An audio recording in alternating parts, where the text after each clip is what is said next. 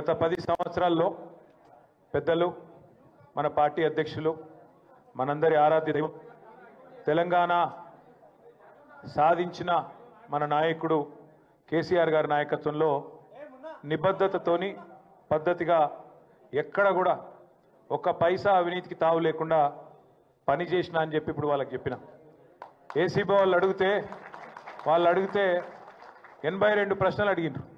కాకపోతే పాడిందే పాటరా అన్నట్టు అడిగిందే మళ్ళీ అడుగుడు తప్ప కొత్త విషయం ఏం లేదు. వాళ్ళకి ఏంటంటే పాపం రేవంత్ రెడ్డి బల్మిటికి ఒక కేసు పెట్టించిండని వాళ్ళకు కూడా అర్థమైంది. వాళ్ళు కూడా ఇబ్బంది పడుతున్నారు వాస్తవం చెప్పాలంటే.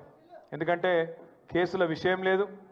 వీడికెళ్ళి ఫార్ములా ఈ రేస్ అనే ఒక ఈవెంట్ని హైదరాబాద్నే ఉంచాలి, కష్టపడి తెచ్చినాం ఇండియాకు మొదటిసారి భారతదేశానికి, ఇక్కడనే ఉండాలి, ఇక్కడ ఉంటేనే మన రాష్ట్రానికి పెట్టుబడులు తెచ్చుట్లు కానీ భవిష్యత్తులో ఎలక్ట్రిక్ వాహనాలకు హైదరాబాద్ను తెలంగాణను ఒక ప్రధానమైన స్థావరంగా ప్రపంచంలో తయారు చేయాలనే ఒక విజన్తో చేసిన పని తప్ప ఇలా పైసలు అవినీతి అలాంటి గలీజు పనులు రేవంత్ రెడ్డి చేస్తాడు తప్ప మేము చేయము, మాకు ఆ కర్మ పట్టలేదు అనే మాట కుండబద్దలు కొట్టినట్టు వాళ్ళకి చెప్పిన.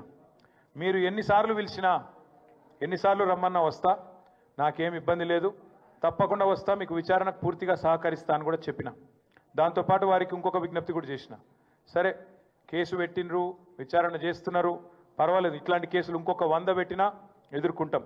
కానీ వాళ్ళకు ఇంకొకటి కూడా నేను చెప్పిన, మీరు మీ ప్రభుత్వం ఎన్ని కేసులు పెట్టినా ఎన్ని రకాల ప్రయత్నాలు చేసినా కేసీఆర్ గారి సైనికులుగా మేము మాత్రం ఖచ్చితంగా ఈ సంవత్సరం మొత్తం ప్రజా సమస్యల గురించే మాట్లాడతాం, ప్రజల గురించే మాట్లాడతాం, మీరు ఎత్తగొట్టిన రైతు భరోసా గురించి మాట్లాడతాం, మీరు ఈయని 4000 పెన్షన్ గురించి మాట్లాడతాం, మీరు ఇస్తానని చెప్పి మోసం చేసిన మహాలక్ష్మి 2500 రూపాయల గురించి మాట్లాడతాం, మీరు ఇస్తానని మోసం చేసిన 2 లక్షల ఉద్యోగాలు మా పిల్లల గురించి మాట్లాడతాం. ఖచ్చితంగా ప్రతి సమస్యను 6 గ్యారంటీలు 420 హామీలు ఏ ఒక్కటి ఇడిచిపెట్టకుండా మాట్లాడతాం.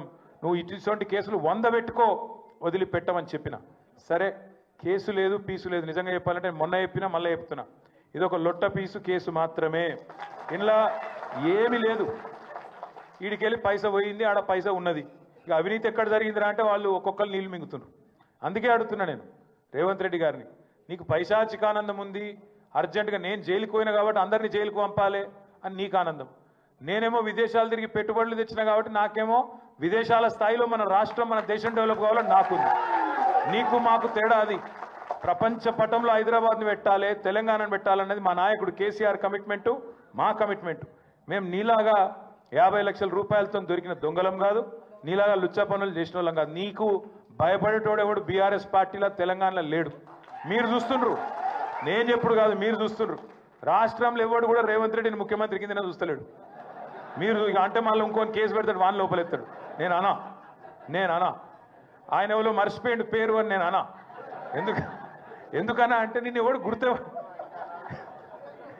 నేను ఏమంటున్నా అంటే నిన్ను ఎవడు గుర్తే పడతలేడు. నేనేం చేస్తా దానికి, సంవత్సరం తర్వాత కూడా నేను ఎవడు దేకపోతే నేనేం చేయాలి దానికి? ఇప్పుడు పెద్దలు ఎప్పుడో చెప్పారు, అందుకే కనకపు సింహాసనంలో శునకాన్ని కూర్చోబెడితే దానికి ఆ బుద్ధి రాదు.